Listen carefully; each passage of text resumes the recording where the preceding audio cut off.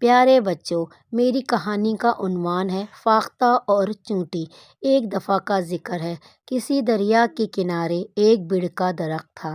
درخت کے اوپر فاختہ رہتی تھی اور اسی درخت کے نیچے ایک چونٹی نے اپنا گھر بنا رکھا تھا۔ درخت کے اوپر فاختہ اور چونٹی دن بھر بیٹھی رہتی تھیں اور اپنے دکھ سکھ کی باتیں کہتی رہتی تھیں۔ ایک دن چونٹی سیر کے لیے نکلی اور دریا کے کنارے پر جا پہنچی۔ دریا کے کنارے پہ چلتے ہی اس کا پاؤں پھسل گیا اور وہ دریا میں گر گئی۔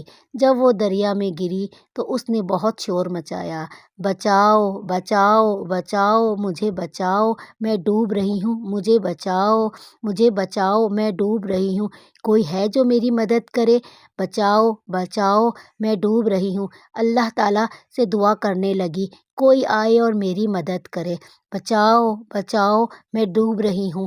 دور بیٹھی درخت پر فاختہ یہ سب منظر دیکھ رہی تھی۔ اس نے دیکھا اور ایک درخت سے پتا توڑا اور دریا میں پھینک دیا۔ جب چونٹی نے دیکھا کہ ایک پتا اس کی طرف آ رہا ہے، وہ اس پر چڑھ گئی اور تیر کر دریا کے کنارے پر پہنچ گئی۔ جب چونٹی دریا کے کنارے پر پہنچی، اس نے فاختہ کا شکریہ ادا کیا اور کہا، فاختہ، میں اس دنیا میں کبھی تمہارے کام آ سکوں تو میں اللہ کی شکر گزار ہوں گی۔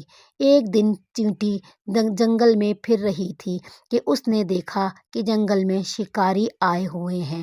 اس نے دیکھا شکاری ادھر ادھر دیکھ رہا ہے اور اس کی ہاتھ میں بندوق ہے۔ شکاری نے نظریں دوڑائی، اسے فاختہ نظر آئی اور اس نے فاختہ کو دیکھا اور فاختہ نے شکاری کو دیکھا۔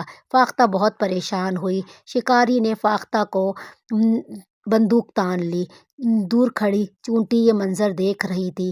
اس نے سوچا، اللہ نے مجھے یہ موقع دیا ہے، کیوں نہ میں اس چونٹی کی مدد کروں اور اپنا احسان کا بدلہ اتاروں۔